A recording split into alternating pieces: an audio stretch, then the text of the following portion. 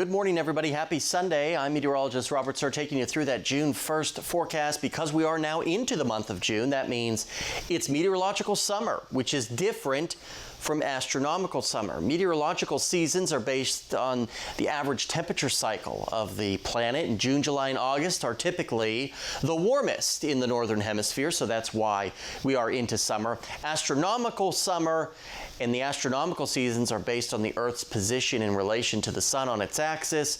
That happens later this month and runs through September 22nd, which we call the autumnal equinox, or the first day of fall. Now, we've seen all sorts of extremes in Bowling Green throughout the years in the month of June. 110, our all-time hottest June temperature back in about 13 years ago, but we've even seen upper 30s back in 1903. Look at all that rainfall in 1928. My goodness gracious. Over 13 inches and almost nothing.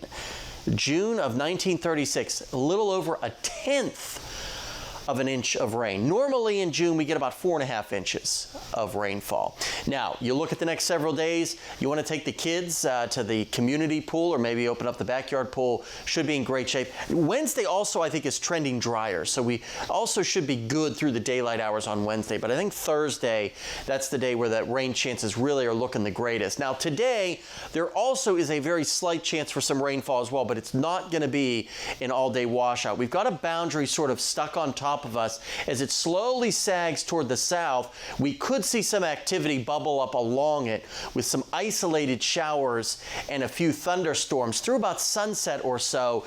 Then everything sags into Tennessee. There is also a chance that this boundary is a little faster and it beats the developing convection, and we don't see anything at all today. So just keep that in mind.